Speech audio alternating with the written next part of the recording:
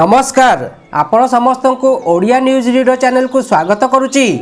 आपण माने एही चैनल माध्यम रे देश विदेशर खबर जानि परिबे। जदि भल लागे ताहले लाइक शेयर और सब्सक्राइब करिया को भूलिबे नहीं।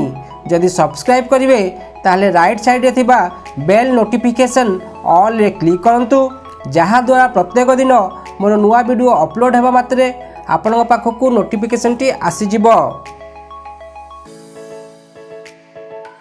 आजिर खबर एक 48 घंटा मध्य द्वितीय बालास्टिक क्षेपणास्त्र परीक्षण करिछि उत्तर कोरिया।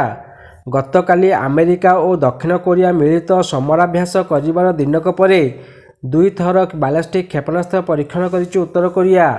उत्तर कोरिया सीमार अशांति बढ़ाइबा पई मिसाइल निक्षेप करिथिबा दक्षिण कोरिया सेना पक्षरु कुहा जाइछि। खबर 2 अमेरिका परराष्ट्र सचिव आंटोनी ब्लिंकेन रविवार चाइना को कड़ा चेतावनी देइचंती। यूक्रेन विरोधी युद्ध में रशिया को चाइना अस्त्रशस्त्र और अन्य सामरिक उपकरण जोगाई देले एहार परिणाम भयंकर हबो बोली से कहिचंती। खबर 3 मेघालय विधानसभा निर्वाचन पर राज्य में राजनैतिक दल जोरदार प्रस्तुति चलाइचंती। एही समय रे प्रधानमंत्री नरेंद्र मोदी को रैली करने को मेघालय सरकार अनुमति देवाकू मना कर देइचंती। दक्षिण तुरार पीए सांगाम स्टेडियम रे हेबाकू थिबा समावेश को प्रधानमंत्री मोदी संबोधित करबा नै योजना थिला, किंतु मेघालय सरकार एहाकू अनुमति देवाकू मना कर देइचंती।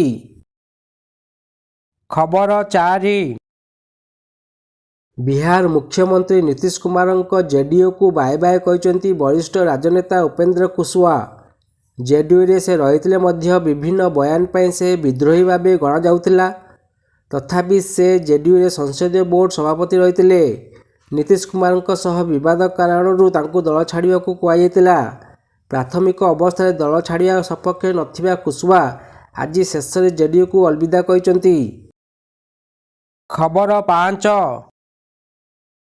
छत्तीसगढ़ क्षमतासीन कांग्रेस जड़े विधायक और आउ किछि वरिष्ठ नेता घरे आज प्रवर्तन निर्देशालय ईडी रेड करिछि।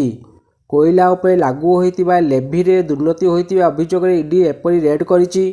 गोटे पटे कांग्रेस पक्षरु छत्तीसगढ़ रे प्लेनारी बा वरिष्ठ नेता और कर्मी को नहीं समावेशर आयोजन योजना चलिथिबा बेले ईडी आज सकाळु रेड करिछि।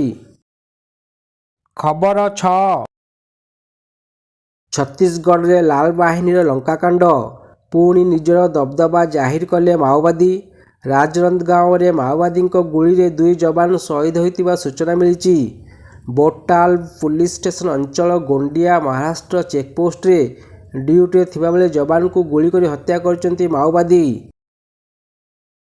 खबर 7